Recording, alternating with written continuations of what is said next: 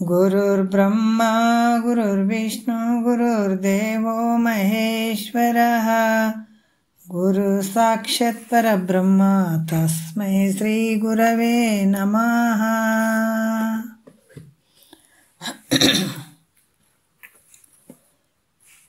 ಶ್ರೀ ಜಗದ್ಗುರು ಸಿದ್ಧಾರೂಢರ ಪಾದಕಮಲಗಳಿಗೂ, ಶ್ರೋತ್ರಿಯ ಬ್ರಹ್ಮನಿಷ್ಠ ಸದ್ಗುರು ಬಸವಾನಂದರ ಪಾದಕಮಲಗಳಿಗೂ, ಅವರ ಪ್ರತಿರೂಪದಂಥ ನಿಜಗುಣಪ್ಪನವರ ಪಾದಕಮಲಗಳಿಗೂ ನನ್ನ ದೀರ್ಘದಂಡ ಪ್ರಣಾಮಗಳನ್ನು ಸಲ್ಲಿಸುತ್ತಾ, ಎಲ್ಲ ಮಹಾತ್ಮರ ಪಾದಕಮಲಗಳಿಗೂ ನನ್ನ ದೀರ್ಘದಂಡ ಪ್ರಣಾಮಗಳನ್ನು ಸಲ್ಲಿಸುತ್ತಾ, ಮನದಲ್ಲಿ ಸ್ಮರಿಸಿಕೊಳ್ಳುತ್ತಾ, ತಮ್ಮೆಲ್ಲರಿಗೂ ವಂದಿಸುತ್ತಾ, ಇವತ್ತ ಪರಮಾನುಭವೋದೇ 5ನೆಯ ಸಂಧಿ ಒಳಗೆ ಇವತ್ತಿನ ಆಧಾರದ ವಿಷಯ 10ನೆಯ ಸೂತ್ರ. 5ನೆಯ ಸಂಧಿ 10ನೆಯ ಸೂತ್ರ ಕೊನೆಯ ಒಂದೆರಡು ನುಡಿಗಳನ್ನು ಹೇಳಬೇಕಾಗ್ತದೆ. ಭಾಳಷ್ಟು ವಿಶೇಷವಾಗಿ ಹೇಳ್ತಾರೆ ಅವರು. ಏನು ಹೇಳ್ತಾರೆ? ಹೊರಗಣ ವಿಷಯದೋಳೆರಗಿದ ಮನವನ್ನು ನೆರೆ ತೆಗೆಯದವನಿಗಹುದೇ ಮುಕ್ತಿ ಅಂತ ಹೇಳ್ತಾರೆ. ಏನು ಹೇಳ್ತಾರೆ? ಹೊರಗಿನ ವಿಷಯದಲ್ಲಿ, ಹೊರಗಿನ ವಿಷಯಗಳು ಯಾವುವು? ಭಾಳಷ್ಟು ಅದಾವು, ಒಂದಲ್ಲ ಎರಡಲ್ಲ. ಮುಖ್ಯವಾಗಿರುವಂಥದ್ದು ಶಬ್ದ ಸ್ಪರ್ಶ ರೂಪ ರಸಗಂಧ. ಅದರಿಂದ ಭಾಳಷ್ಟು ಅದಾವು. ಆ ವಿಷಯವನ್ನು ಇದೇನು ಮಾಡ್ತದೆ? ಮನಸ್ಸು ಆ ವಿಷಯದಲ್ಲಿ ಎರಗಿದಂಥ ಅಂದರೆ ಸೇರಿಕೊಂಡಿರುವಂಥದ್ದು. ಈ ಮನಸ್ಸು ಅದರಲ್ಲೇ ಸುಖ ಐತೇನಪ್ಪ ಅಂತ ತಿಳ್ಕೊಂಡದು. ಎಲ್ಲಿ? ವಿಷಯಗಳಲ್ಲಿ. ಆ ಹೊರಗಿನ ವಿಷಯಗಳು ಹೆಂಗದವಂದ್ರೆ ಅವು ಅಸದ್ವಿಷಯಗಳಿಂದ ಕೂಡಿದವು. ಅದರಿಂದ ಆ ಮನಸ್ಸನ್ನು ತೆಗೆಯದಿದ್ದವನಿಗೆ ಮೋಕ್ಷ ಆಗ್ತದೇನು ಅಂದರೆ ಆಗಂಗಿಲ್ಲ. ಮತ್ತು ನಮಗೆ ಮುಕ್ತಿ ಬೇಕಂತ ನಾವು ಅಂತೀವಿ, ಆದ್ರೆ ಮನಸ್ಸು ಮಾತ್ರ ವಿಷಯಾದಿಗಳಲ್ಲಿ ಅದಾವೆ. ಮತ್ತು ನಮಗೆ ಯಾವಾಗ ಆಗ್ತದೆ ರೀ ಮುಕ್ತಿ? ಅಲ್ಲ, ಎಷ್ಟು ಅದ್ಭುತವಾಗಿ ಹೇಳ್ತಾರೆ. ಯಾಕಂದರೆ ವಿಷಯಾದಿಗಳಲ್ಲಿ ಈ ಮನಸ್ಸು ಬೆರ್ತು ಬಿಟ್ಟದು. ಮತ್ತು ನಮಗೆ ಬೇಕಾಗ್ಯದ ಆನಂದ ಬೇಕಾಗ್ಯದ, ನಮಗೆ ಬೇಕಾಗ್ಯದ ಸುಖ ಬೇಕಾಗ್ಯದ. ಆದರೆ ನಿಜವಾಗಿ ಸುಖ ಅದ ಅನ್ನೋ ಅದರಲ್ಲಿ ಮಹಾತ್ಮರು ಹೇಳ್ತಾರೆ, ನೋಡಪ್ಪ, ನಿನ್ನ ಕಷ್ಟ ಬಂದಿದ್ದೇ ವಿಷಯಾದಿಗಳಲ್ಲಿ ನಿನ್ನ ಮನಸ್ಸನ್ನು ಹಾಕಿದ. ಅದಕ್ಕಾಗಿ ಅದನ್ನೀಗ ಏನಾಗ್ಯದ? ತೆಗಿ, ವಾಪಸ್ ತಗೋ. ಅವ ಅನಾತ್ಮದಿಂದ ಕೂಡಿದವ. ಅದಕ್ಕೆ ಅದರಿಂದ ಸುಖ ಇಲ್ಲ, ನಿನಗೆ ದುಃಖನೇ ಐತಪ್ಪ, ಅದರಿಂದ ಬೀಳಬೇಡ. ಈ ಮನಸ್ಸನ್ನು ಯಾವಾಗ ಈ ಅಸದ್ವಿಷಯಗಳಲ್ಲಿರುವಂಥ ಮನಸ್ಸನ್ನು ಯಾವಾಗ ತೆಗಿತಾನ ಆವಾಗ ಅಂತಃಕರಣ ಶುದ್ಧಿ ಆಗ್ತದೆ. ಅಲ್ಲಿ ತನಕ ಆಗಂಗಿಲ್ಲ. ಅಂತಃಕರಣ ಶುದ್ಧಿ ಆಗದೆ ಇದ್ರೆ ಜ್ಞಾನ ಅಳ್ಬಡಂಗಿಲ್ಲ, ಜ್ಞಾನ ಅಳ್ಬಡ್ದೇ ಇದ್ರೆ ಸುಖ ಆಗಂಗಿಲ್ಲ, ಆನಂದ ಆಗಂಗಿಲ್ಲ. ಆನಂದ ಯಾಕಂದ್ರೆ ಅಂಥ ಜ್ಞಾನ ಆಗದೆ ಇದ್ದಾಗ ಜನನ ಮರಣ ಈ ದುಃಖ ಅಂದರೆ ಹೋಗಂಗಿಲ್ಲ ಅದು. ಹಾಗಾಗಿ ಇಲ್ಲಿ ಕೂಡ ಏನು ಹೇಳ್ತಾರೆ ಅಂದ್ರೆ, ವಿಷಯಾದಿಗಳಲ್ಲಿರುವಂಥ ಮನಸ್ಸನ್ನು ಅದನ್ನು ವಾಪಸ್ ತೊಗೊಳ್ಬೇಕಾಗ್ಯದ. ತೊಗೊಂಡು ಯಾವಾಗ ಆ ಒಂದು ಅಸದ್ವಿಷಯಗಳಲ್ಲಿ ಬೆರೆತಂಥ ಮನಸ್ಸು ನಾವು ಅದನ್ನು ಅಂತರ್ಮುಖ ಮಾಡಿಕೊಂಡಾಗ ಅಲ್ಲೇನಾಗ್ತದೆ? ಅಂತಃಕರಣ ಶುದ್ಧಿ ಆಗ್ತದೆ. ಅದರಿಂದ ಜ್ಞಾನ ಆಗ್ಬಿಡ್ತದೆ, ಅದರಿಂದ ಮೋಕ್ಷ ಆಗ್ತದೆ. ಅದರಿಂದ ಮೋಕ್ಷ ಆಗೋದ್ರಿಂದ ಜನನ ಮರಣ ನಿವೃತ್ತಿ ಆಗ್ತದೆ. ಹಾಗಾಗಿ ಈ ರೀತಿ ನಿನಗೆ ಮೋಕ್ಷ ಬೇಕಾಗಿತ್ತು, ಮುಕ್ತಿ ಆಗಬೇಕಾಗಿತ್ತು ಅಂದ್ರೆ ನಿನ್ನ ಮನಸ್ಸು. ಅದಕ್ಕೆ ಮೈತ್ರೇದೇವಿಗೆ ಯಾಜ್ಞವಲ್ಕ್ಯರು ಇದನ್ನೇ ಹೇಳಿದ್ದು. ಏನು ಹೇಳಿದಾರ? ಕೇಳುವಂಥದ್ದು ದೊಡ್ಡದದ. ಕೇಳುವಂಥದ್ದು ಏನದ? ನೀನು ಕೇಳುವಂಥದ್ದು ವಿಷಯ ಭಾಳ ದೊಡ್ಡ ಕೆಲಸ ಐತೆ ನೀನು ಮೈತ್ರ. ಅದಕ್ಕೆ ಮುಖ್ಯವಾಗಿರುವಂಥದ್ದು ನೆರೆ ಕೇಳು. ಕೇಳಿದ್ದನ್ನು ಅರಿದುದೊಮ್ಮೆ ಮರೆಯದಿರು ಗುರು ಪೇಳದ ತೆರೆದೋಳು ತೊರೆ ವಿಷಯವನ್ನು ತೊರೆದು ನಿರ್ವಿಷಯದೊಳು ಕರಿಗೊಂಡು ನೀನೇ ಸುಖಿಯಪ್ಪೆ ಅಂತ ಹೇಳುತ್ತಾರೆ.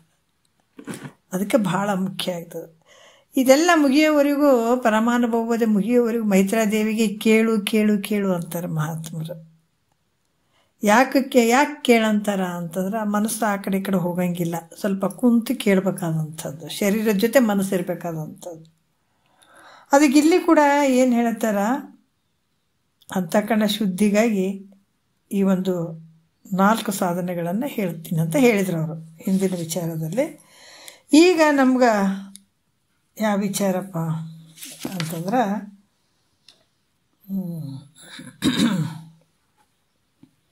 ನಿನ್ನೆ ಕೆಲವೊಂದು ವಿಚಾರಗಳನ್ನು ಹೇಳಿದರು. ಜ್ಞಾನೇಂದ್ರಿಯ ಪ್ರತ್ಯಾಹಾರ ಕೂಡ ಹೇಳಿದರು. ಎಲ್ಲೆಲ್ಲಿ ದುರ್ವಿಷಯಾಳಿಗಳು ಉಂಟು ಅಲ್ಲಿ ಕೂಡದೆ ನಿಜೇಂದ್ರಿಯ ವೃತ್ತಿ ಒಳ್ಳಿತರೋಳು, ಅಂದ್ರೆ ನಿನ್ನ ಸ್ವಸ್ವರೂಪದಲ್ಲೇ ಇರುವಂಥದ್ದು. ಅದಕ್ಕೇನು ಹೇಳ್ತಾರೆ ಇಲ್ಲಿ, ಯಾವ್ಯಾವ ಸ್ಥಳದಲ್ಲಿ ಅಸದ್ವಿಷಯಗಳು ಅದಾವೋ ಅವುಗಳನ್ನು ತನ್ನ ಇಂದ್ರಿಯಗಳ ವೃತ್ತಿಯ ಸಂಯೋಗವಾಗದೆ, ನೋಡ್ರಿ ಅವುಗಳಲ್ಲಿ ಅಸದ್ವಿಷಯಗಳು ಎಲ್ಲಿರ್ತಾವ ಅಲ್ಲಿ ಈ ತನ್ನ ಇಂದ್ರಿಯಗಳ ವೃತ್ತಿಯು ಕೂಡದೇ ಇರುವಂಗೆ ಸಂಯೋಗವಾಗದೆ ಸದ್ವಿಷಯಗಳಲ್ಲೇ ಮನಸ್ಸಿರುವಂಥದ್ದು, ಅಲ್ಲೇ ವರ್ತಿಸುವಂಥದ್ದಿದ್ರೆ ಇದಕ್ಕೇನು ಹೇಳ್ತಾರೆ, ಜ್ಞಾನೇಂದ್ರಿಯಗಳ ಗಳಿಗೆ ಪ್ರತ್ಯಾಹಾರ ಅಂತ ಹೇಳ್ತಾರೆ. ಈಗ 6ನೇ ನುಡಿಯಲ್ಲಿ ಹೇಳ್ತಾರೆ, ಭಾಳಷ್ಟು ಅದ್ಭುತವಾಗಿ ಹೇಳ್ತಾರೆ. ಅನುದಿನಂ ಆತ್ಮಚಿಂತನೆಯಲ್ಲಿ ಸುಸ್ಥಿರವೆನಿಪಂತೆ ಚೇತನೇಂದ್ರಿಯದಿಂದ ಮನವನ್ನು ತೆಗೆಯೇ ಪ್ರತ್ಯಾಹಾರ ಅದಕ್ಕೆಂದು ಮುನಿ ಮುಖ್ಯರೊಲವಿಂದ ನುಡಿವರು ಅಂತ ಹೇಳ್ತಾರೆ. ಅದ್ಭುತವಾಗಿ ಹೇಳ್ತಾರೆ ನೋಡ್ರಿ. ಏನು ಹೇಳ್ತಾರೆ, ಅನುದಿನ ಅಂದ್ರೆ ಯಾವಾಗಲೂ ಆತ್ಮಚಿಂತನೆಯಲ್ಲಿ ಇರಬೇಕಾದಂಥದ್ದು, ಅಂದ್ರೆ ಸ್ವಸ್ವರೂಪದ ಒಂದು ಚಿಂತನೆಯಲ್ಲಿ ಇರಬೇಕನ್ನುವಂಥದ್ದು. ಅದಕ್ಕೆ ಈ ರೀತಿ ಆದಾಗ ಹೇಳ್ತಾರೆ, ಮನಸ್ಸು ಯಾವಾಗಲೂ ಜ್ಞಾನೇಂದ್ರಿಯಗಳಿಂದ ಕೂಡಿಕೊಂಡು ಹೊರಗೋಗಿ ಶಬ್ದಾದಿ ವಿಷಯಗಳಲ್ಲಿ ಬೆರೆತು ಅದರಲ್ಲೇ ಸುಖ ಐತೆ ಅನ್ನುವಂಥದ್ದು ಸ್ವಾಭಾವಿಕವಾಗಿ ತಿಳ್ಕೊಂಡಿರ್ತದೆ ಈ ಮನಸ್ಸು. ಹಾಗಾಗಿ ಎಲ್ಲದರಲ್ಲೇ ಹರಿದಾಡ್ತದೆ ಮನಸ್ಸು. ಇದನ್ನು ಬಿಟ್ಟು ಈ ಗುರು ಮುಖಾಂತರ ಹೇಳಿದ್ದು ನಾವು ಕೇಳಿದಾಗ ಅವೆಲ್ಲವನ್ನು ಬಿಡುವಂಥದ್ದು. ಅದನ್ನು ಬಿಟ್ಟು ಏನಂದ್ರೆ ಶಬ್ದಾದಿ ವಿಷಯಗಳನ್ನು ಅದರಲ್ಲಿ ಸುಖ ಇಲ್ಲ ಅಂತ ತಿಳ್ಕೊಂಡು ಇದನ್ನು ಬಿಟ್ಟು ಯಾವಾಗಲೂ ಆತ್ಮಸ್ವರೂಪ ಚಿಂತನೆಯಲ್ಲಿರುವಂಗೆ ಮಾಡುವಂಥದ್ದು. ಎಲ್ಲಕ್ಕೂ ನಾನು ಸಾಕ್ಷಿ ಇದ್ದೀನಿ. ಯಾವ ತೋರ್ತಾವ ನಾನಲ್ಲ, ಯಾವ ತೋರ್ತಾವೆಲ್ಲ ಮಿಥ್ಯೆ ಅದಾವ, ಅವು ನಾಶಿಯಾಗಿ ಹೋಗ್ತಾವ ಅಂತ ಮುಖ್ಯವಾಗಿ ಇದನ್ನು ತಿಳ್ಕೊಬೇಕು. ತಿಳ್ಕೊಂಡಾಗ ಏನಾಗ್ತದಂದ್ರೆ ಆ ಮನಸ್ಸು ಆತ್ಮ ಯಾವಾಗಲಿರುವಂಥವು ನಾನಿದ್ದೀನಿ, ಎಲ್ಲವನ್ನು ಅರಿಯುವಂಥವು ನಾನಿದ್ದೀನಿ, ಎಲ್ಲ ಕಡೆ ಇದಂ ರೂಪವಾಗಿನ ತೋರುವಂಥವು ನಾನೇ ಇದ್ದೀನಿ ಅನ್ನುವಂಥ ಭಾವ ಅದೇ ಚಿಂತನದಲ್ಲಿರುವಂತೆ ಮನಸ್ಸನ್ನು ಸ್ಥಿರವಾಗಿ ಮಾಡಿದ್ರೆ ಅದು ಒಂದು ಸಲಕ್ಕೆ ಬರ್ತದೇನಂದ್ರೆ, ಅದಕ್ಕೆ ಕೇಳಿ ಇದು ಭಾಳ ಕೇಳಲು ಬೇಕು ವೇದಾಂತವೆಂಬ ಶಾಸ್ತ್ರವನ್ನು ಅಂತ ಹೇಳ್ತಾರೆ. ನಾವು ಕೇಳಿದಾಗ ಬರುವಂಥದ್ದು ಮನಸ್ಸು ಇಲ್ಲಿ ಸ್ಥಿರವಾಗಿ ನಿಲ್ಲಬೇಕಂತಂದಾಗ ನಾವು ಗುರುವಾಕ್ಯವನ್ನು ಕೇಳಲೇಬೇಕಾಗ್ತದೆ. ಕೇಳದೇ ಇದ್ದಾಗ ಆಗಂಗಿಲ್ಲ. ಅದಕ್ಕೆ ಏನು ಹೇಳ್ತಾರೆ, ಆತ್ಮಸ್ವರೂಪ ಚಿಂತನದಲ್ಲೇ ಇರುವಂತೆ ಈ ಮನಸ್ಸನ್ನು ಸ್ಥಿರವಾಗಿ ಮಾಡಿದ್ರೆ ಅದಕ್ಕೇನು ಹೇಳ್ತಾರೆ, ಮನದ ಪ್ರತ್ಯಾಹಾರ ಅಂತ ಹೇಳ್ತಾರೆ. ಯಾರು? ಮುನಿ ಶ್ರೇಷ್ಠರು, ಅಂದ್ರೆ ಮುನಿಗಳಲ್ಲಿ ಶ್ರೇಷ್ಠವಾದಂಥವ್ರು ಹೇಳ್ತಾರೆ ಅವರು. ಇದಕ್ಕೇನು ಹೇಳ್ತಾರೆ, ಮನದ ಪ್ರತ್ಯಾಹಾರ ಅಂತ ಕೂಡ ಹೇಳ್ತಾರೆ. ವಿಷಯಗಳ ಒಂದು ಏನದಾವ ವಿಷಯದಂಗೆ ಅದಾವ ಅಂತ ತಿಳ್ಕೊಳ್ಳುವಂಥದ್ದು. ಏನೇ ಮಾಡಿದರೂ ಕೂಡ ಅದರಿಂದ ಸುಖ ಐತೆ ಅನ್ನೋದ್ರಲ್ಲಿ. ಎಲ್ಲ ಏನು ಮಾಡಿದ್ರು ಕೂಡ ಇಲ್ಲೇ ಬಿಟ್ಟು ಹೋಗ್ತೀವಿ, ಏನಾದ್ರು ತೊಗೊಂಡು ಹೋಗ್ತೀವೇನೋ ನಾವು? ಯಾವಾಗಲೂ ಇರ್ತದನಿದು ಏನಿಲ್ಲ. ಶರೀರನೂ ನಾಶ ಆಗ್ತಾ ಹೋಗ್ತದೆ, ಕಟ್ಟಿದ ಮನೆ ಅಳಿದಾಗ್ತಾ ಹೋಗ್ತದೆ, ಹುಟ್ಟಿದ್ದು ಒಂದಲ್ಲ ಒಂದು ಸಲ ಕ್ಷಯ ಆಗ್ತಾನೆ ಹೋಗ್ತೀವಿ. ಏನೈತ್ರಿ ಹೇಳ ಇಲ್ಲಿ ಎಲ್ಲವನ್ನ ಗುತ್ತಿಗಿಡ್ಯಾಕ ಬಂದೀವಿ. ಪಾಪ ಪುಣ್ಯಕ್ಕನುಸಾರವಾಗಿ ಬಂದಿದ್ದೀವಿ. ಪಾಪದ ಫಲ ದುಃಖ ಇರ್ತದೆ, ಪುಣ್ಯದ ಫಲ ಸುಖ ಇರ್ತದೆ, ಎರಡೂ ಮಿಶ್ರ ಇರ್ತದೆ. ಕೆಲವು ಸಲ ಅಷ್ಟು ಸುಖನೂ ಅಲ್ಲ, ಅಷ್ಟು ದುಃಖನೂ ಇಲ್ಲ, ಮಿಶ್ರ ಇರುವಂಥದ್ದು. ಅದನ್ನು ಏನು ಉಣ್ಬೇಕಾಗ್ಯದ ಉಣಬೇಕು, ಅದ್ರ ಜೊತೆ ಅದ್ಭುತವಾದಂಥದ್ದನ್ನು ಪಡ್ಕೊಳ್ಳಿಕ್ಕೆ ಇದು ಸಮಯಾವಕಾಶ ಬಹಳಷ್ಟು ಅದ್ಭುತ ಐತೆ. ಮತ್ತೆಲ್ಲವನ್ನು ಇಲ್ಲೇ ಬಿಡಬೇಕು, ಮತ್ತು ನಾವು ಹೊಂಟು ಬಿಡಬೇಕು. ಇದನ್ನೆಲ್ಲ ತಿಳ್ಕೊಂಡಂಥ ವ್ಯಕ್ತಿ ಆತ ಏನಾದರೂ ವಿಷಯಾದಿಗಳ ಮೇಲೆ ಮನಸ್ಸು ಬಿಡ್ತಾನೆ ಅಂದರೆ ಇಲ್ಲ. ತಿರ್ಗಿ ಆ ಮನಸ್ಸನ್ನು ತೆಗೆದು ಏನರ ಆತ್ಮಚಿಂತನೆಯಲ್ಲೇ ಇಟ್ಕೊಳ್ಳುವಂಥದ್ದು ಯಾವಾಗಲೂ. ಇದು ಅಂತರಂಗದ ಸಂಪತ್ತಿದು. 4 ಮಂದಿ ನೋಡಲಿ ಮಾಡಲಿ ಭಾಳಷ್ಟು ಅಂತಾರೆ, ಅಲ್ಲ 4 ಮಂದಿ ಏನು ಭಾರಿ ಅದಾರ್ರಿ ಅಂತ ತಿಳ್ಕೊಬೇಕ್ರಿ ನಮ್ಮನ್ನು ನೋಡಿದ್ರ ಅಂತ ಅನ್ನುವಂಥ ಒಂದು ಭ್ರಮೆಯಲ್ಲಿ ಕೂಡ ಭಾಳಷ್ಟು ಜನ ಇರ್ತಾರೆ. ಆದ್ರೆ ಹೊರಗಿನ ಒಂದು ಸಂಪತ್ತು ತೊಗೊಂಡು ಏನು ಮಾಡ್ತೀಯಪ್ಪ, ಒಳಗೆ ಅಂತರಂಗದ ಒಂದು ಸಂಪತ್ತಿದು. ಇದು ಯಾರಾದ್ರೂ ಕಸ್ಕೋತಾರೆ? ನೀ ಚಿಂತನೆ ಮಾಡಬೇಕಾದಾಗ ನೀನೇನು ಚಿಂತನೆ ಮಾಡ್ತೀವಿ, ಏನು ಚಿಂತೆ ಮಾಡ್ತಂತ ಕೇಳ್ತಾರೆ ಯಾರಾದರೂ? ಇಲ್ಲ. ನಮ್ಮೊಳಗೆ ನಾವು ಮಾಡುವಂಥದ್ದಿದು, ಯಾರಿಗೆ ಕಾಣಿಸ್ತೇ ಇರುವಂಥ ಸಂಪತ್ತಿದು. ಇದು ಯಾವಾಗ ಆ ಆತ್ಮಸ್ವರೂಪದ ಚಿಂತನದಲ್ಲಿಯೇ ಈ ಮನಸ್ಸನ್ನು ಸ್ಥಿರವಾಗಿ ಮಾಡಿದ್ರೆ ಇದಕ್ಕೆ ಮುನಿಶ್ರೇಷ್ಠರು ಏನು ಹೇಳ್ತಾರೆ? ಮನದ ಪ್ರತ್ಯಾಹಾರ ಅಂತ ಕೂಡ ಹೇಳ್ತಾರೆ. ಇದಕ್ಕೆ 7ನೇ ನುಡಿಯಲ್ಲಿ ಹೇಳ್ತಾರೆ, ಮನಸ್ಸಿಗೆ ಪ್ರತ್ಯಾಹಾರವನ್ನು ಹೇಳ್ತಾರೆ. ಮನವೇನು ಬಯಸಿದೊಡೆ ನೋಡ್ರಿ, ಅನಿತೊಂದರಿಂದವೇ ಆ ಮನಕ್ಕೆ ಸಂತಸವನ್ನೊಡರಿಸದೆ ಜನಿತೆ ಧೈರ್ಯದೋಳು ನಿಗ್ರಹಿಸಲಂಥದ್ದು ತಾನೇ ಮನಕ್ಕೆ ಪ್ರತ್ಯಾಹಾರವೆನಿಪುದು ಅಂತ ಹೇಳ್ತಾರೆ. ಏನು ಹೇಳ್ತಾರೆ? ಮನಸ್ಸು ತನಗೇನು ಇಷ್ಟ ಅದ, ಇಷ್ಟವಾದಂಥ ಯಾವುದಾದ್ರೂ ಒಂದು ವಸ್ತುವನ್ನು ಕುರಿತು ಅಪೇಕ್ಷೆ ಮಾಡಿರ್ತದೆ. ಯಾಕಂದರೆ ಒಂದು ನಿಮಿಷ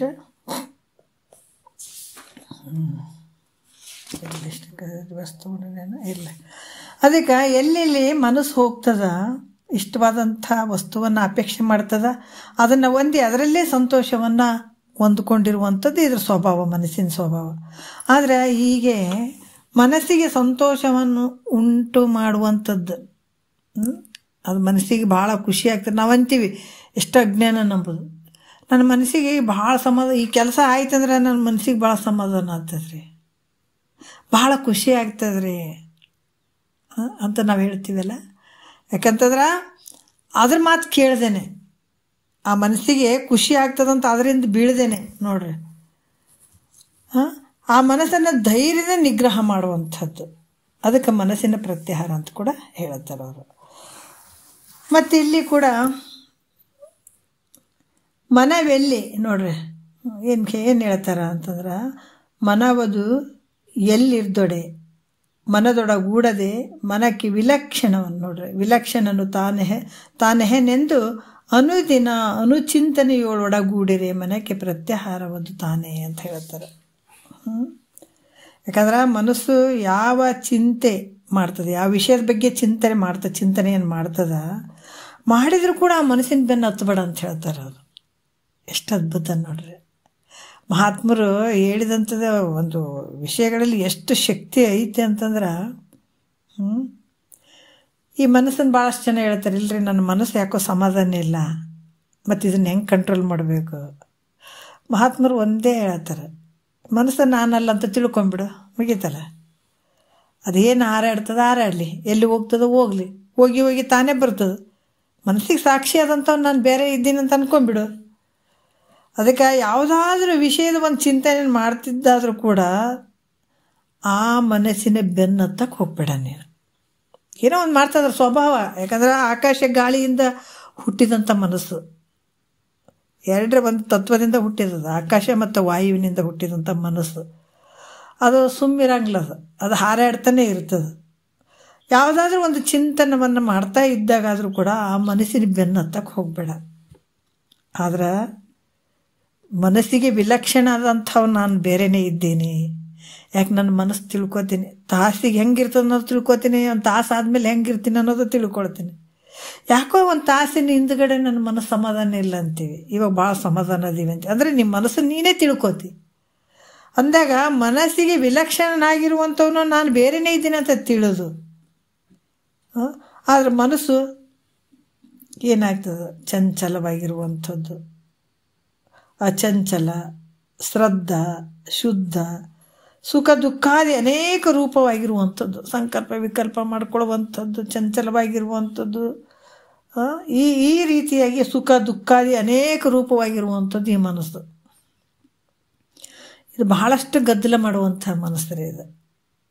ಈ ಮನಸ್ಸು ಹೆಂಗೈತೆ ಅಂತಂದ್ರೆ, ಬೇಡಿದ್ದದಕ್ಕೆ ಕೊಡಲಿಲ್ಲ ಅಂದ್ರೆ ದುಃಖ ಆಗಿಬಿಡ್ತದೆ. ಅದಕ್ಕೆ ಮೂಲ ಎಲ್ಲಿ ನಾವು ಬೇರೆ ಬೇರೆ ಎಲ್ಲವನ್ನ ತಿಳ್ಕೊಳ್ಳೋದಕ್ಕಿಂತ ನಾವು ಮೂಲ ಆಗಿರುವಂಥ ಒಂದು ವಸ್ತುವನ್ನು ತಿಳ್ಕೊಂಡ್ರೆ ಸಾಕು ನೋಡ್ರಿ. ಅದಕ್ಕೆ ಆ ಥರ ಎಲ್ಲ ವಿದ್ಯೆಗಳನ್ನು ಕಲಿತು ಬ್ರಹ್ಮಜ್ಞಾನ ಹೊಂದಿರಲಿಲ್ಲ ಅಂದ್ರೆ ಉಪಯೋಗ ಇಲ್ಲ, ಎಲ್ಲ ವ್ಯರ್ಥ ವ್ಯರ್ಥ ವ್ಯರ್ಥ ಅಂತಾರೆ ಮಹಾತ್ಮರಲ್ಲ.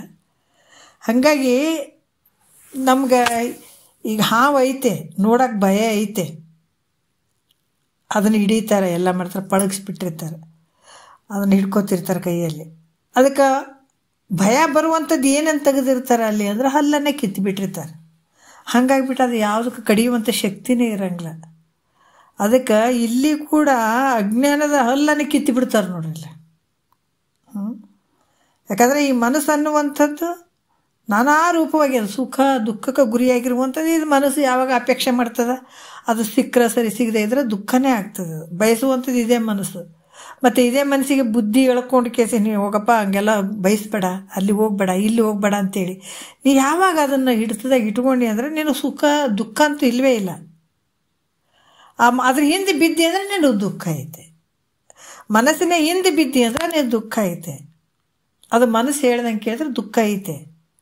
ಆ ಮನಸ್ಸನ್ನು ನಿಗ್ರಹ ಮಾಡಿಕೊಂಡು ನಿನ್ನ ಹತೋಟೆಗೆ ಇಟ್ಕೊಂಡು, ಹೌದಾ, ಅದನ್ನು ಏನಂದ್ರೆ ಸದ್ಬಳಕೆ ಮಾಡ್ಕೊ. ಮನಸ್ಸನ್ನು ಸದ್ಬಳಕೆಗೆ ಒಳ್ಳೆ ವಿಚಾರಕ್ಕೆ ಹಚ್ಚು. ಅದಕ್ಕೆ ಇನ್ನು ಪ್ರತಿ ದಿವಸ ನೋಡ್ರಿ, ಯಾವಾಗ ಪಳಕ್ನ ಬಂದು ಕೂತ್ಕೊಳ್ಳೋಕೆ ಈ ಮನಸ್ಸು ಒಪ್ಪಂಗಿಲ್ಲ. ಸ್ಟಾರ್ಟಿಂಗ್ ಭಾಳಷ್ಟು ಹಾರಾಡ್ತದೆ, ಅಲ್ಲಿ ಹೋಗೋಣ ಇಲ್ಲಿ ಹೋಗೋಣ, ಇಲ್ಲಿ ಯಾಕೆ ಕೂತ್ಕೊಳ್ಬೇಕು, ಭಾಳಷ್ಟು ಅನ್ನಿಸ್ತದೆ. ಇಲ್ಲ ಅಂತಿಲ್ಲ ಈ ಮನಸ್ಸಿಗೆ. ಯಾವಾಗ ಪ್ರತಿ ದಿವಸ ನಾವು ಕುಂದ್ರಸಕ್ಕೆ ಕಲಿಸಿದ್ವಿ ಅಂತಂದ್ರೆ ಅದು ಪ್ರತಿ ದಿವಸ ಕೂತ್ಕೊಳ್ಳೋಕೆ ಇದೇ ಟೈಮ್ ಬಂದಗಳನ್ನು ಇಲ್ಲಪ್ಪ ಒಂದು 4 ವಾಕ್ಯಗಳು ಕೇಳ್ಬೇಕು ಅನ್ನುವಂಥ ಭಾವ ಬರ್ತದೆ. ಯಾವಾಗ ಇದು ಬರ್ತಾ ಬರ್ತಾ ಬರ್ತಾ ಕ್ರಮೇಣವಾಗಿ ಮನಸ್ಸು ಇದಕ್ಕೆ ಹೊಂದ್ಕೊಂಡ್ಬಿಡ್ತದೆ. ಆ ಮನಸ್ಸಿಗೆ ಒಳ್ಳೆ ಸಂಸ್ಕಾರ ಕೊಡಬೇಕಾದಂಥದ್ದು ನಮ್ಮ ಕಡೆ ಐತೆ. ಅದು ಒಂದು 2 ದಿವಸ ಹಂಗಂದಂಗತ್ತ, 3 ದಿವಸ ಅಂದಂಗತ್ತ, 4ನೇ ದಿವಸ ಅಂದಂಗತ್ತ, ಮತ್ತು 5-6 ದಿವಸಕ್ಕೆ ತಾನೇ ಹೊಂದ್ಕೊಂಡ್ಬಿಡ್ತದೆ. ಅಷ್ಟು ಒಂದು ಬಹಳ ಒಳ್ಳೆತನ ಮನಸ್ಸನ್ನ ಅದ. ಒಂದು ರೀತಿ ನೋಡಿದ್ರೆ ಕೆಟ್ಟ ಮನಸ್ಸನ್ನ ಅದ. ಇದಕ್ಕೇನಿಲ್ಲ, ಸುಮ್ಮನೆ ಒಂದು ಸಲ 2 ಸಲ 3 ಸಲ ಹಿಂಗೆ ಸ್ವಲ್ಪ ರೂಢಿ ಹಾಕಿಬಿಟ್ರೆ ಸರಿಯಾಗಿಬಿಡ್ತದೆ. ಹಾಗಾಗಿ ಈ ಸುಖ ದುಃಖ ಅನೇಕ ರೂಪ ಆದರೂ ಕೂಡ ಇದು ಮನಸ್ಸಾಗ್ತದೆ. ಅದು ಚಂಚಲ ಸ್ವಭಾವ ಆಗ್ತದೆ, ಶಾಂತ ಸ್ವಭಾವ ಆಗ್ತದೆ, ಸುಖದಿಂದ ಕೂಡ್ತದೆ, ದುಃಖದಿಂದ ಕೂಡ್ತದೆ, ಅನೇಕ ರೀತಿಯಿಂದ ಶ್ರದ್ಧೆಯಿಂದ ಇರ್ತದೆ, ಅಶ್ರದ್ಧೆಯಿಂದ ಇರ್ತದೆ. ಅನೇಕ ರೂಪ ಆದರೂ ಕೂಡ ನೀನಾಗ್ತಿ ಅನ್ನೋ ರೂಪ, ನಿನ್ನೊಳಗಡೆ ಇರುವಂಥ ಸ್ವರೂಪ ಆಗಂಗಿಲ್ಲ. ಯಾಕಂದ್ರೆ ಮನಸ್ಸಿಗೆ ಸಾಕ್ಷಿಯಾಗಿರುವಂಥ ನೀನು ಸಚ್ಚಿದಾನಂದ ಸ್ವರೂಪ, ನೀನು ಎಲ್ಲಕ್ಕೂ ಸಾಕ್ಷಿ. ಯಾಕಂದರೆ ಶರೀರದ ಪ್ರತಿಯೊಂದಕ್ಕೂ ನೋಡ್ಕೊಳ್ರಿ, ಜಗತ್ತಿನಲ್ಲಿ ನೋಡ್ಕೊಳ್ರಿ, ಎಲ್ಲಷ್ಟಕ್ಕೂ ಸಾಕ್ಷಿಯಾಗಿರುವಂಥದ್ದು ನಿನ್ನ ಸ್ವರೂಪ ಐತೆ. ಹೆಂಗಿದ್ದೀನಿ ಈ ಮನಸ್ಸಿಗೂ ಕೂಡ ನಾನು ಸಾಕ್ಷಿಯಾಗಿದ್ದೀನಿ, ಸಚ್ಚಿದಾನಂದ ಸ್ವರೂಪ ನಾನು ಇದ್ದೀನಿ ಅಂತ ತನ್ನ ಸ್ವಸ್ವರೂಪದ ಅನುಸಂಧಾನದಲ್ಲಿ ತಾನಿರುವಂಥದ್ದು ಇದು ಮನಸ್ಸಿಗೆ ಪ್ರತ್ಯಾಹಾರ ಅಂತ ಹೇಳ್ತಾನೆ ನೋಡ್ರಿ. ಯಾಕಂದರೆ ಹೊರಗಡೆ ಹೋದಂಥ ಮನಸ್ಸನ್ನು ತೆಗೆಯುವಂಥದ್ದು. ಈ ಮನಸ್ಸು ಸುಖ ದುಃಖದಿಂದ ಕೂಡ್ಯದಂದ್ರೂ ಕೂಡ ಇದು ನನಗಲ್ಲ, ಮನಸ್ಸಿನ ಸ್ವಭಾವ, ಮನಸ್ಸಿಗಾಗಿರುವಂಥದ್ದು ನನಗಾಗಿಲ್ಲ ಅಂತ ತಿಳ್ಕೊಳ್ಳುವಂಥದ್ದು. ಈ ಮನಸ್ಸಿಗೆ ಸಾಕ್ಷಿಯಾಗಿರುವಂಥದ್ದು ನಾನು ಬೇರೆಯೇ ಇದ್ದೀನಿ ಅಂತ ತಿಳ್ಕೊಳ್ಳುವಂಥದ್ದು ನೋಡ್ರಿ.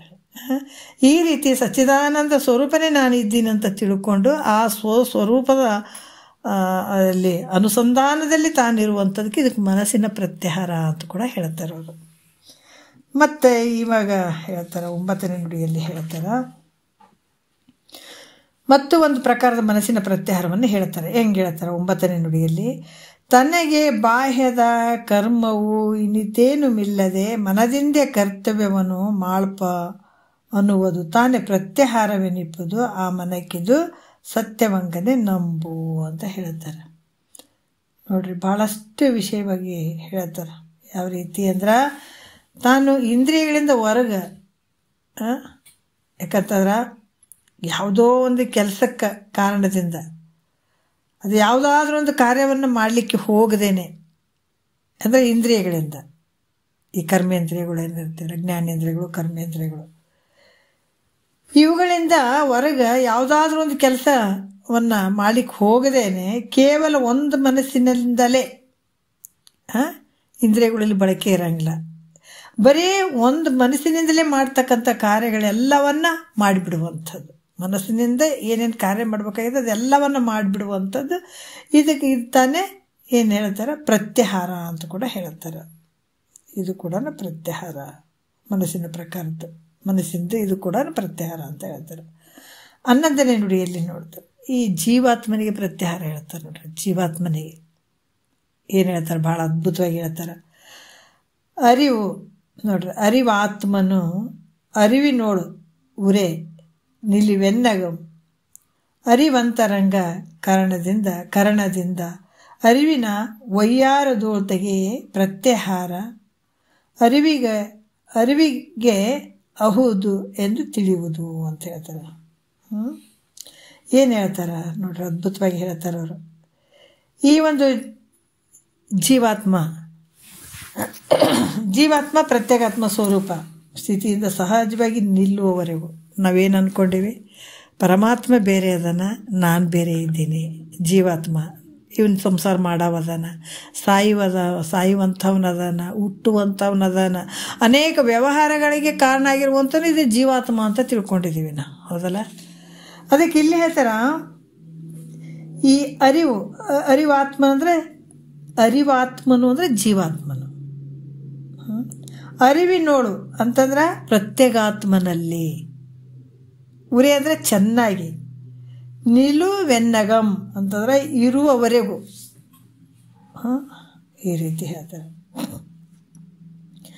ಜೀವಾತ್ಮನು ಪ್ರತ್ಯೇಕಾತ್ಮ ಸ್ವರೂಪ ಸ್ಥಿತಿಯಿಂದ ಸಹಜವಾಗಿ ನಿಲ್ಲುವವರೆಗೂ. ಎಲ್ಲಿಗೆ ಹೋಗ್ಬೇಕೀಗ ನಾವು? ಜೀವ ಅಂತ ಅಂದ್ಕೊಂಡಿದ್ದೀವಲ್ಲ, ಈಗ ನಾವು ಪ್ರಯಾಣ ಮಾಡ್ತಾ ಇದ್ದೀವಿ. ಎಲ್ಲಿಗೆ ಮಾಡ್ತಾ ಇದ್ದೀವಿ ಅಲ್ಲ? ಯಾಕಂತಂದ್ರೆ ಗುರುಗಳು ಕೈ ಹಿಡಿದು ಕರ್ಕೊಂಡು ಹೋಗ್ತಾ ಇದ್ದಾರೆ ನಮಗೆ. ಎಲ್ಲಿಗೆ ಹೋಗ್ತಾ ಇದ್ದೀವಿ? ಜೀವಾತ್ಮನು ಪ್ರತ್ಯೇಕಾತ್ಮ ಸ್ವರೂಪ ಸ್ಥಿತಿಯಿಂದ ಸಹಜವಾಗಿ ನಿಲ್ಲೋವರೆಗೂ ಅಂತ ಹೇಳ್ತಾರೆ ಅವರು. ಅದಕ್ಕೆ ಈ ಜ್ಞಾನ ಹೆಂಗೈತಿ ಅಂತಂದ್ರೆ ನಾವು ಮಾಡ್ಕೋತೀವಿ ಅನ್ನಂಗಿಲ್ಲ. ಇಲ್ಲಿ ಏನೂ ಇಲ್ಲ, ಸುಮ್ಮ ಕೇಳಬೇಕು, ಅಪೇಕ್ಷೆ ಇರಬೇಕು, ಅದು ಆಟೋಮೆಟಿಕ್ ತಾನೇ ಜ್ಞಾನ ಸಹಜವಾಗಿ ಅಳವಡ್ತದೆ. ಇದು ಸುಮ್ಮನೆ ಇದನ್ನು ಮಾಡ್ಕೊಂಡಿವಿ ಅನ್ನಂಗಿಲ್ಲ, ಪಡ್ಕೊಂಡಿವಿ ಅನ್ನಂಗಿಲ್ಲ, ಏನಿಲ್ಲ. ಗುರುವಾಕ್ಯವನ್ನು ಸುಮ್ಮನೆ ಶ್ರದ್ಧೆಯಿಂದ ಕೇಳುವಂಥದ್ದು, ಅದನ್ನು ಹೇಳಿದಂಥ ವಿಚಾರವನ್ನು ಮತ್ತೆ ನೀನು ಮನಸ್ಸಿನಲ್ಲಿ ಚಿಂತನೆ ಮಾಡುವಂಥದ್ದು ಭಾಳ ಮುಖ್ಯ ಇರ್ತದೆ. ದೊಡ್ಡ ಕೆಲಸ ಆಗ್ತದೆ ನೋಡ್ರಿ ಇದು. ಅದಕ್ಕೆ ಹೇಳ್ತಾರೆ, ಇದು ಸಣ್ಣ ಕೆಲಸ ಅಲ್ಲ. ಕೋಡ್ಗನ್ನ ಕೋಳಿ ನುಂಗಿತ್ತ ನೋಡವ್ವ ತಂಗಿ, ಕೋಡ್ಗನ್ನ ಕೋಳಿ ನುಂಗಿತ್ತ. ಎಷ್ಟು ಅದ್ಭುತವಾಗಿ ಹೇಳ್ತಾರೆ ಅವರು. ಗೋವಿಂದ ಗುರುವಿನ ಪಾದ ನನ್ನನ್ನೇ ನುಂಗಿತ್ತ ತಂಗಿ, ಕೋಡ್ಗನ್ನ ಕೋಳಿ ನುಂಗಿತ್ತ ಅಂತ ಹೇಳುವಂಥ ಭಾಳಷ್ಟು ಮಹಾತ್ಮರು ತಿಳ್ಕೊಂಡ್ರು. ಈಗ ಈತ ಏನಾಗಿದ್ದಾನ? ಜೀವಾತ್ಮ ಪರಮಾತ್ಮ ಆಗಬೇಕಾಗ್ಯದ. ಗೋವಿಂದನ ಗುರುವಿನ ಪಾದ ಹೆಂಗೈತಪ್ಪ ಅಂದ್ರೆ ಪರಮಾತ್ಮತ. ಜೀವಾತ್ಮ ಹೋದ ಪರಮಾತ್ಮ ಆಗಿಬಿಟ್ಟು ನೋಡ್ರಿ, ಪಾದದಾಗ ಹೋಗಿಬಿಟ್ಟಾತ, ಮುಗೀತ. ಅದಕ್ಕೆ ಏನು ಹೇಳ್ತಾರ, ಪರಮಾತ್ಮನನ್ನು ಭಗವಂತನ ತಿಳ್ಕೊಳಕ್ಕೆ ಹೋದ ಭಗವಂತನೇ ಆಗ್ತಾನಿಲ್ಲಿ, ಪರಮಾತ್ಮನನ್ನು ತಿಳ್ಕೊಳಕ್ಕೆ ಹೋದವ ಪರಮಾತ್ಮನೇ ಆಗ್ತಾನ. ಈ ಜೀವಾತ್ಮ ತಿಳ್ಕೊಳಕ್ಕೆ ಹೊಂಟಾನ ಯಾರಿಗೆ? ಪ್ರತ್ಯೇಗಾತ್ಮ ಸ್ವರೂಪ. ಅದು ಎಲ್ಲಿ ಮಟ್ಟ ಅಂದ್ರೆ ಆ ಪ್ರತ್ಯೇಗಾತ್ಮ ಸ್ವರೂಪ ಸ್ಥಿತಿಯಿಂದ ಸಹಜವಾಗಿ ನಿಲ್ಲುವವರೆಗೂ, ಅಲ್ಲಿ ತನ್ನೂ ಅಂತಃಕರಣದಿಂದ ಆತನನ್ನು ಬೇರ್ಪಡಿಸುತ್ತೇ ಇರಬೇಕಂತ ಹೇಳ್ತಾರೆ. ಈತ ಏನು ಮಾಡಿದಾನ? ಜೀವಾತ್ಮ ಏನು ಮಾಡಿದಾನ ಈತ ಅಂದ್ರೆ ಅಂತಃಕರಣದಿಂದ ಈತ ಏನು ಮಾಡಿದಾನ ನೋಡ್ರಿ. ಜೀವಾತ್ಮನು ಅಂತಃಕರಣದಿಂದ ಈ ಮನ ಬುದ್ಧಾದಿಗಳೊಡನೆ ಗೆಳತನ ಮಾಡ್ಯಾನೀತ. ಈ ಮನಸ್ಸು ಬುದ್ಧಿ ಇವೆಲ್ಲ ಪಂಚಭೂತ ತತ್ವಗಳಿಂದ ಆದಂಥವು. ಇವು ಇದು ಯಾರ ಅಪ್ಪ ಅಮ್ಮ ಇವ್ರು ಯಾರು ಮಾಡಿದಂಥವಲ್ಲ ಇವು.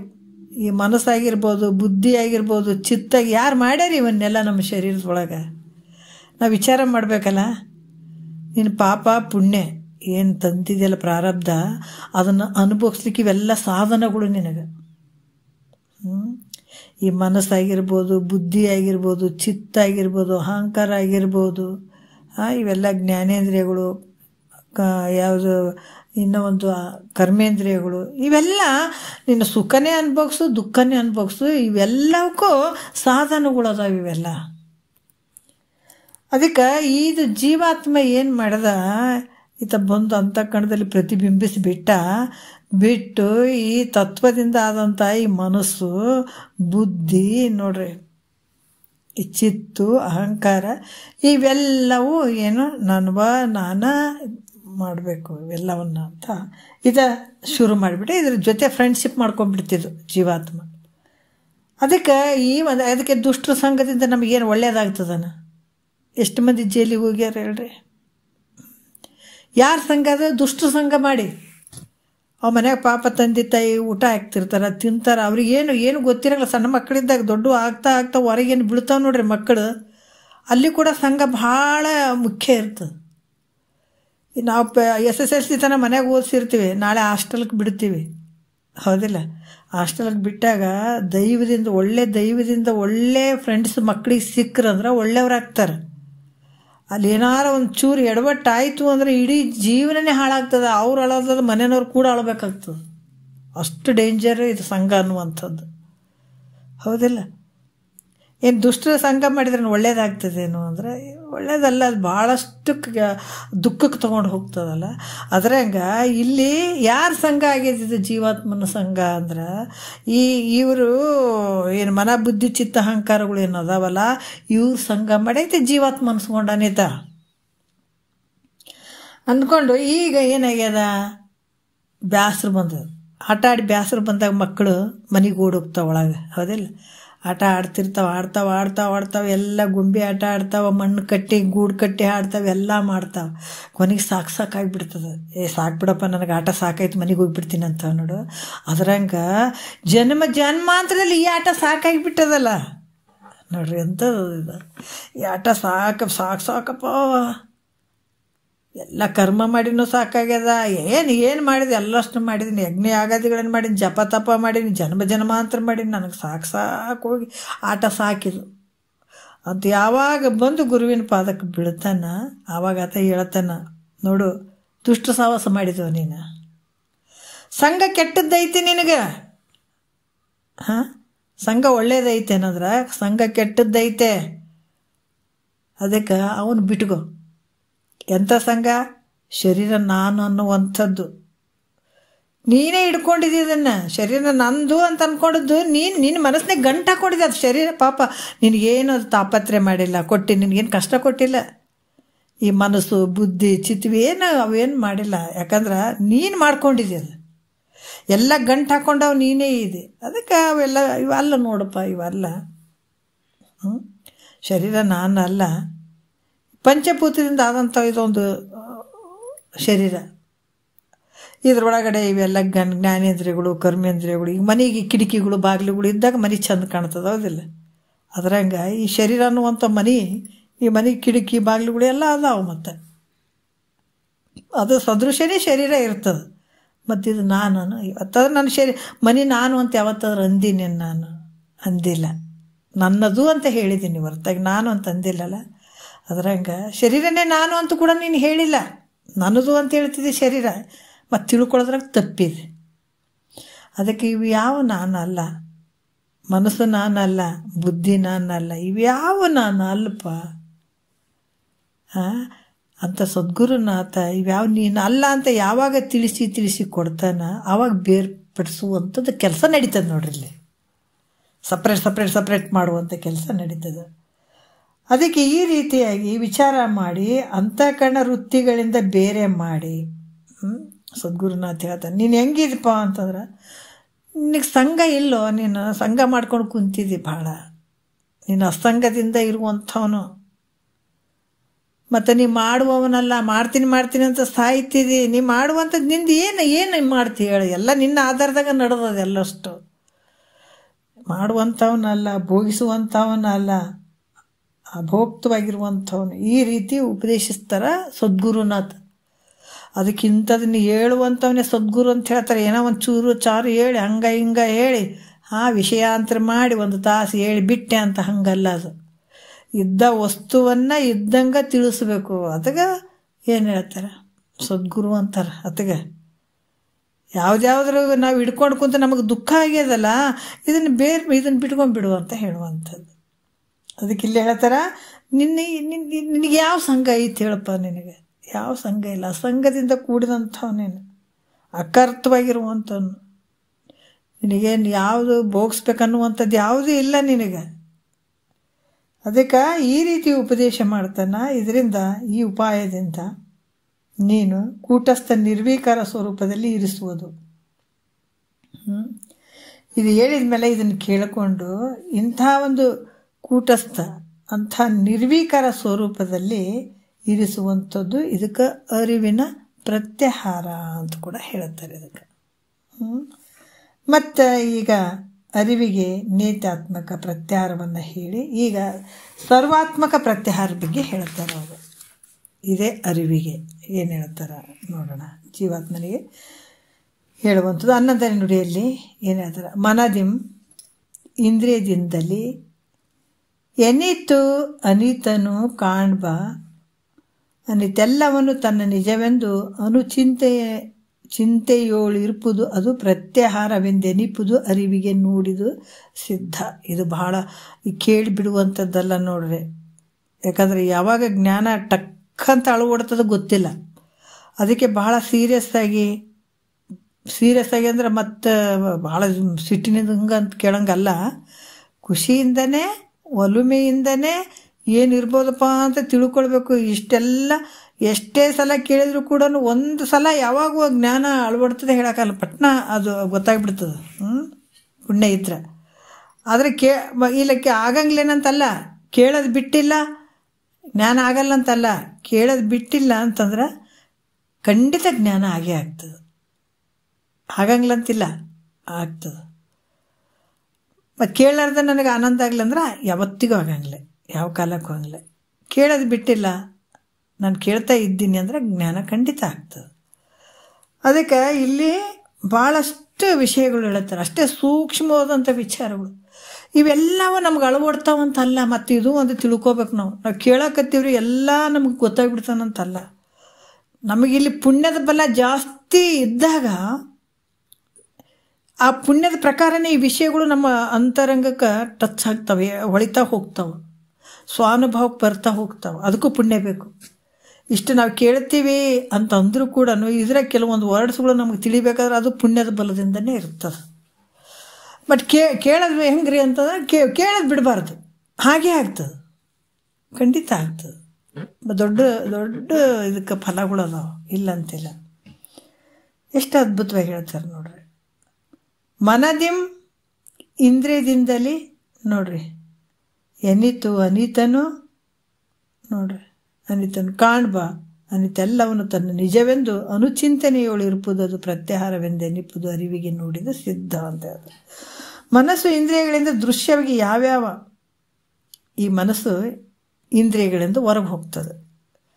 ಈಗ ಮನಸ್ಸಿಗೆ ವಿಷಯ ಒಂದು ಏನಾದರೂ ಶಕ್ತಿ ಆದೇನಂದ್ರೆ ಇಲ್ಲಿ ಮನಸ್ಸು ಏನು ಮಾಡ್ತದೆ, ಮೊದಲ ಈ ಕಣ್ಣಿನ ಮೂಲಕ ಹೋಗಿ ದೃಶ್ಯ ಪ್ರಪಂಚವನ್ನು ತಿಳ್ಕೊಳ್ತದೆ.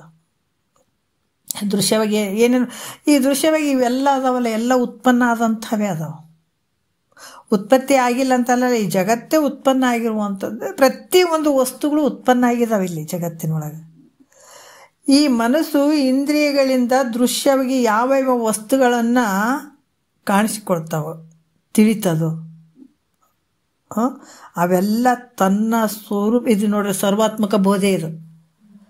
ಅವೆಲ್ಲ ತನ್ನ ಸ್ವರೂಪಗಳಾಗಿರುವಂಥ ಚಿಂತನೆಯನ್ನು ಮಾಡ್ತಕ್ಕಂಥದ್ದು ಭಾಳ ಭಾಳ ವಿಚಿತ್ರ ವಿಶೇಷ. ಯಾಕಂದ್ರೆ ನೇತ್ಯಾತ್ಮಕದಲ್ಲಿ ಏನು ಹೇಳಿದ್ರು ಅವರು, ಇದನ್ನೆಲ್ಲ ನೋಡು ಅಂತಃಕರಣದಲ್ಲಿ ಏನೇನು ಅದಾವ, ಈ ಮನ ಬುದ್ಧಿ ಚಿತ್ತ ಅಹಂಕಾರಗಳು ಅಂತಃಕರಣದ ಧರ್ಮಗಳೇನದಾವ, ಇವೆಲ್ಲ ನೀನಲ್ಲ, ಇವು ನೀನಲ್ಲ, ಇವು ನೀನಲ್ಲ. ದೃಶ್ಯವಾಗಿ ತಿಳಿಯುವಂಥ ವಸ್ತುಗಳು ಇವ್ಯಾವ ನೀನಲ್ಲ ನೀನಲ್ಲ ನೀನಲ್ಲ ಅಂತ ನೇತಿಗಳದ್ದು ಬಿಟ್ರಲ್ಲಿ. ಇಲ್ಲಿ ಹೇಳ್ತಾರೆ ಸರ್ವಾತ್ಮಕ ಒಂದು ಪ್ರತ್ಯಾಹಾರದ ಬಗ್ಗೆ ಹೇಳ್ತಾರೆ, ಸರ್ವಾತ್ಮಕ ಪ್ರತ್ಯಾಹಾರದ ಬಗ್ಗೆ ಹೇಳ್ತಾರೆ ಅವರು. ಏನು ಹೇಳ್ತಾರೆ, ಮನಸ್ಸು ಇಂದ್ರಿಯಗಳ ಮೂಲಕ ದೃಶ್ಯವಾದಂಥ ಉತ್ಪನ್ನ ಆಗುವಂಥ ವಸ್ತುಗಳನ್ನು ತಿಳ್ಕೊಳ್ತದೆ, ಹೌದಿಲ್ಲ? ಯಾವ್ಯಾವ ವಸ್ತುಗಳು ಏನು ಉತ್ಪನ್ನ ಆಗಿದೆ ಜಗತ್ತಿನ ಪ್ರತಿಯೊಂದು ವಸ್ತುಗಳನ್ನು ತಿಳಿತದೆ. ಈ ತಿಳಿಯೋದ್ರಿಂದ ಏನಾಗ್ತದ, ನೀನು ತಿಳಿದಾಗ ವಸ್ತುಗಳು ಕಾಣಿಸ್ತಾವಿಲ್ಲ. ಈ ಕಣ್ಣು ಮುಚ್ಚರಿ ವಸ್ತುಗಳು ಯಾವ ಕಾಣಂಗಿಲ್ಲ. ಈ ಕಣ್ಣು ತೆಗೀರಿ, ಕಣ್ಣಿನ ಜೊತೆ ನಮಗೆ ಮನಸ್ಸಿದ್ದಾಗ ಎಲ್ಲ ವಸ್ತುಗಳು ಸಿಗ್ತಾವೆ. ಈ ಜಗತ್ತು ಅದಕ್ಕೆ ಹೇಳ್ತಾರೆ ಎಲ್ಲ ನಿನ್ನೊಳಗ ಅದ, ಹೌದಲ್ಲ? ಹೆಂಗದ ನಾವು ಭಾಳ ವಿಚಾರ ಮಾಡಬೇಕು. ಭಾಳ ವಿಚಾರ ಮಾಡಬೇಕು. ಯಾಕಂದ್ರೆ ಮನಸ್ಸು ಬುದ್ಧಿ ರೂಪ ತೊಡುವಂಥದ್ದು. ಯಾರಿಗಾದರೂ ತಲೆ ಕೆಟ್ಟದ ಅಂತಂದಾಗ ಇಡೀ ಜಗತ್ತೇ ಕೆಟ್ಟದನ. ಆತನ ತಲೆ ಶುದ್ಧಿಲ್ಲ ಅಂತ ಹೇಳ್ತೀವಿ.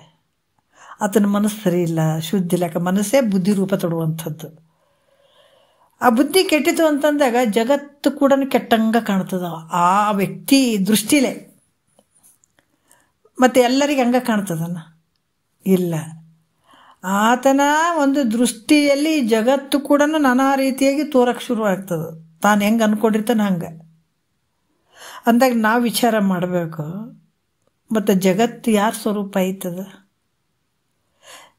ನಾವು ಸರಿ ಇದ್ದಾಗ, ನಮ್ಮ ಬುದ್ಧಿ ಸರಿ ಇದ್ದಾಗ ಜಗತ್ತು ಚಂದ ಕಾಣಿಸ್ತದೆ. ಅದು ಸರಿ ಇಲ್ಲದಾಗ ಅದೇ ಥರ ಕಾಣಿಸ್ತದೆ ಅಂತಂದಾಗ ಪ್ರತಿ ಒಂದು ಏನದಾವ ಜಗತ್ತು ಇರುವಂಥದ್ದೇ ನಮ್ಮ ಸ್ವರೂಪನೇ. ಅದು ಪ್ರತಿಯೊಂದು ವಸ್ತುಗಳು ಈಗ ಅದಕ್ಕೆ ನಾನು ಕೆಲವೊಂದೊಂದು ಸಲ ಉದಾಹರಣೆ ಕೊಟ್ಟು ಹೇಳ್ತಾ ಇರಬೇಕಾದಾಗ, ಒಂದು ನೀರು, ಒಂದೇ ವಸ್ತು ನೀರು, ಹೌದಲ್ಲ? ನೆರೆಹಾವಳಿ ಅಂತ ಬರ್ತದಲ್ಲ, ಮೊದಲೇನಾಗಿದ್ದಾವ ಎಲ್ಲ ಸಾಮಾನುಗಳು ಅವೆಲ್ಲ ಕಾಣಿಸ್ತಾ ಇದ್ದಾವ, ಹೌದಾ? ಆ ನೀರು ಒಂದೆಲ್ಲ ಆವಾಸಕ್ಕೊಂದು ಬಿಡ್ತು ಅಂತಂದ್ರೆ ಯಾವ ಸಾಮಾನುಗಳು ಇಲ್ಲ, ಎಲ್ಲ ನೀರು ತುಂಬಿ ಬಿಟ್ಟಿರ್ತದೆ. ಯಾವುದರಿಂದ ಅಂದ್ರೆ ಆ ನೀರು ಒಂದೇ ಕಾಣಿಸ್ತಾ ಇರ್ತದಲ್ಲಿ, ಬೇರೆ ಏನೂ ಕಾಣಂಗಿಲ್ಲ. ಇಲ್ಲಿ ಕೂಡ ಈ ದೃಶ್ಯವಾಗಿ ಏನು ತೋರ್ತವೆಲ್ಲ ನಿನ್ನ ಸ್ವರೂಪನೇ ಅವೆಲ್ಲಷ್ಟು. ಈ ಬಂಗಾರದಿಂದ ಆಭರಣಗಳು ಮಾಡಿದ್ದಾರೆ ಅಂತಂದ್ರೆ ಯಾವುದ್ರ ಸ್ವರೂಪ ಅದು? ಬಂಗಾರ ಸ್ವರೂಪನೇ ಅದು. ಅದ್ರಾಗ ಪ್ರತಿಯೊಂದು ನಿನ್ನೊಳಗೆ ತೋರ್ತಾವೆ, ವಸ್ತುಗಳೆಲ್ಲ ನಿನ್ನೊಳಗೆ ತೋರ್ತಾವೆ, ನೀ ನೋಡಿದಾಗ ಅದಾವು. ಹಾಗಾಗಿ ಇವೆಲ್ಲ ಕಾಣಿಸಿಕೊಡ್ತಾವಲ್ಲ, ಅವೆಲ್ಲ ನಿನ್ನ ಸ್ವರೂಪನೇ, ನನ್ನ ಸ್ವರೂಪನೇ ಅನ್ನುವಂಥ ಚಿಂತನೆ ಮಾಡ್ತಕ್ಕಂಥದ್ದು. ಉದಾಹರಣೆ ಹೆಂಗೆ ಒಂದು ಒಳ್ಳೆ ಉದಾಹರಣೆ ಕೊಡ್ತಾರೆ ಅವ್ರು ನೋಡ್ರಿ, ಭಾಳಷ್ಟು ವಿಶೇಷ ಅದಾವೆ. ಒಂದು ಒಳ್ಳೆ ಉದಾಹರಣೆ ಕೊಡ್ತಾರೆ. ಏನು ಕೊಡ್ತಾರೆ ಅಂತಂದ್ರೆ, ಕನಸು ಬಿದ್ದಿರ್ತತಾನೆ. ಕನಸು ಬಿದ್ದಾಗ ಅಲ್ಲಿ ಎಲ್ಲ ನಮ್ಗೆ ಪ್ರಪಂಚಕ್ಕೆ ತೋರ್ತದೆ, ವ್ಯವಹಾರ ತೋರ್ತದೆ, ಸುಖ ತೋರ್ತದೆ, ದುಃಖ ತೋರ್ತದೆ, ಎಲ್ಲ ತೋರ್ತಾವೆ. ಯಾಕಂತಂದ್ರೆ ಅಲ್ಲಿ ನಾವು ಒಂದು ಊರನ್ನು ನೋಡ್ತೀವಿ, ಒಂದು ಗಿಡ ಮರಗಳನ್ನು ನೋಡ್ತೀವಿ, ಒಂದು ಬೆಟ್ಟಗಳನ್ನು ನೋಡ್ತೀವಿ, ಪ್ರಾಣಿ ಪಕ್ಷಿಗಳನ್ನು ನೋಡ್ತೀವಿ. ನಾನಾ ರೀತಿಯಿಂದ ಕನಸಿನಲ್ಲಿ ದೊಡ್ಡ ದೊಡ್ಡ ಪ್ರಪಂಚಗಳನ್ನು ನಾವು ಕಾಣ್ತೀವಿ, ಊರು ಕಾಣ್ತೀವಿ, ಅದೆಲ್ಲ ಕಾಣ್ತೀವಿ. ಅದು ಎಲ್ರಿಗೂ ಅನುಭವಕ್ಕೈತೆ. ಏನೇ ಕಂಡ್ರೂ ಕೂಡ ನೀನು ಕಾಣೋನಿಗಿಂತ ಭಿನ್ನ ಅದಾವ ನಾವು ಏನಾರು ಸಾಮಾನುಗಳು. ಸೂಕ್ಷ್ಮ ಐತಿ ನೋಡ್ರಿ ಇದು.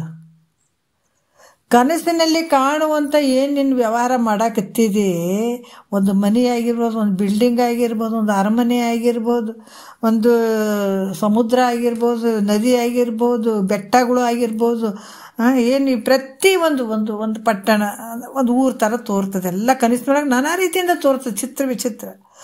ಆದರೆ ಏನೇ ತೋರಿದ್ರು ಕೂಡ ನಿನ್ನ ಬಿಟ್ಟು ಭಿನ್ನ ಐತೇನು? ವಸ್ತುಗಳಲ್ಲಿ ತೋರಿದಂಥ ವಸ್ತುಗಳು ನಿನ್ನ ಬಿಟ್ಟು ಭಿನ್ನ ಅದಾವೇನೋ?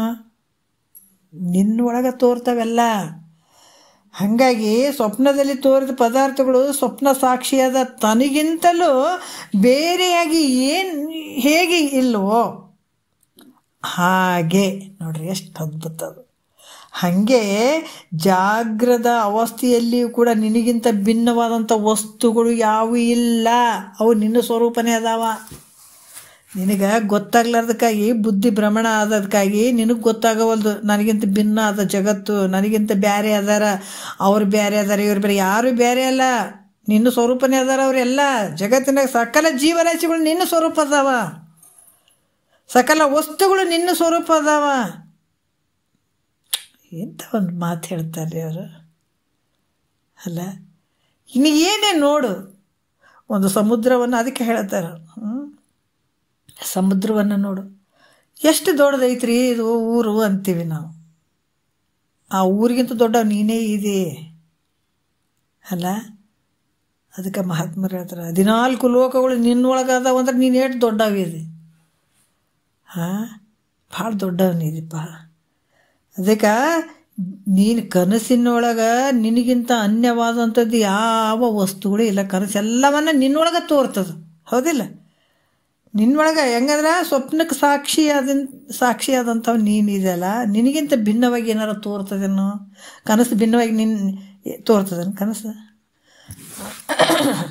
ಕನಸಿನಲ್ಲಿ ತೋರುವಂಥ ಪದಾರ್ಥಗಳು ಭಿನ್ನವಾಗಿ ತೋರ್ತವನ ನಿನ್ನೊಳಗೆ ತೋರ್ತದೆ. ನಿನ್ನ ಕನಸು ಹೆಂಗೆ ನಿನ್ನೊಳಗೆ ತೋರ್ತದ ಅದೇ ರೀತಿ ಕೂಡ ಜಾಗೃತ ಅವಸ್ಥೆಯಲ್ಲಿ ಕೂಡ ನಿನಗಿಂತ ಭಿನ್ನವಾಗಿ ತೋರಿದ ವಸ್ತುಗಳೆಲ್ಲವೂ ನಿನ್ನ ಸ್ವರೂಪನೇ ಆಗಿದಾವ, ನನ್ನ ಸ್ವರೂಪನೇ ಆದ ಇದು ಜಗತ್ತಿನೊಳಗೆ ಎಲ್ಲ ಅಂತ ಯಾವಾಗಲೂ ಚಿಂತನವನ್ನು ಮಾಡುವಂಥದ್ದು. ಇದು ಹೇಳ್ತೀವಿ. ಅದಕ್ಕೆ ಮಹಾತ್ಮರು ಒಬ್ಬ ಶತ್ರು ಕೂಡ ಅವ್ರು ಮಿತ್ರ ಮಾಡ್ಕೊಂಡ್ರು. ಯಾಕಂದ್ರೆ ನನ್ನ ಸ್ವರೂಪ ನನ್ನೊಳಗದನತ. ಎಷ್ಟು ಅದ್ಭುತ ನೋಡ್ರಿ. ಯಾರೇ ಬೇರೆ ಇಲ್ಲೇ ಸಕಲ ಜೀವರಾಶಿಗಳು ಉದ್ಬೀಜ ಸ್ವೇದಜ ಅಂಡಜ ಜರಾಯುಜದಲ್ಲಿ ಬರುವಂಥ ಪ್ರತಿಯೊಂದು ನನ್ನ ಸ್ವರೂಪನೇ ಅದಾವ. ಜಗತ್ತಿನ ನೋಡಿ ಜಾತ್ರೆ ಒಳಗೆ ಅಷ್ಟಿಷ್ಟು ಜನ ಭಾಳ ಜನರು ನೋಡ್ತೀವಿ. ಅವ್ರು ನಮಗಿಂತ ಭಿನ್ನ ಅದಾರೇನೋ. ಅದಕ್ಕೆ ನಾನೇ ನೀನು, ನೀನೇ ನಾನು. ನನ್ನೊಳಗೆ ತೋರಿದಂಥವ್ರವರೆಲ್ಲ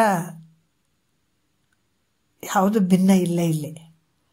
ಹಾಗಾಗಿ ಸಕಲ ಏನು ವಸ್ತುಗಳು ಅದಾವ ಅವೆಲ್ಲವೂ ನನ್ನ ಸ್ವರೂಪ ಅದಾವ, ತನ್ನ ಸ್ವರೂಪ ಅದಾವಂಥ ಯಾವಾಗ ಚಿಂತನೆಯನ್ನು ಮಾಡ್ತಾ ಹೋಗ್ತಾನೋ ಇದು ಜೀವಾತ್ಮನಿಗೆ ಪ್ರತ್ಯಾಹಾರ ಅಂತ ಕೂಡ ಇಲ್ಲಿ ಹೇಳ್ತಾರೆ. ಇದು ಸತ್ಯವಾಗಿರುವಂಥದ್ದು ನೋಡು ಮೈತ್ರ. ಇದು ನಂಬಲೇಬೇಕು. ಭಾಳ ಆನಂದ ಐತಿ ನೋಡ್ರಿ. ಏನೈತಿ ಹೇಳ್ರಿ ಇಲ್ಲಿ. ಅದ್ಭುತ ಅಲ್ಲ. ಅದಕ್ಕೆ ಹೇಳ್ತಾರೆ ಮೈತ್ರ, ಇದು ಸತ್ಯವಾಗಿರುವಂಥದ್ದು ನಂಬು, ಇದನ್ನು ತಿಳ್ಕೊ ಅಂತ ಹೇಳ್ತಾರೆ. ಪ್ರತ್ಯಾಹಾರ ಪ್ರಕಾರ ನಿರೂಪಣೆ ಸೂತ್ರ 10ಕ್ಕೆ ಪದ 86 ಅಂತ ಹೇಳಿ ಮುಂದಿನ 11ನೇ ಸೂತ್ರ ನಾಳೆ ನೋಡೋಣ. ಒಂದೆರಡು ಮತ್ತು ಗುರುಗಳ ಪಾದ ಕರ್ಪಿಸಿ ಹರವು.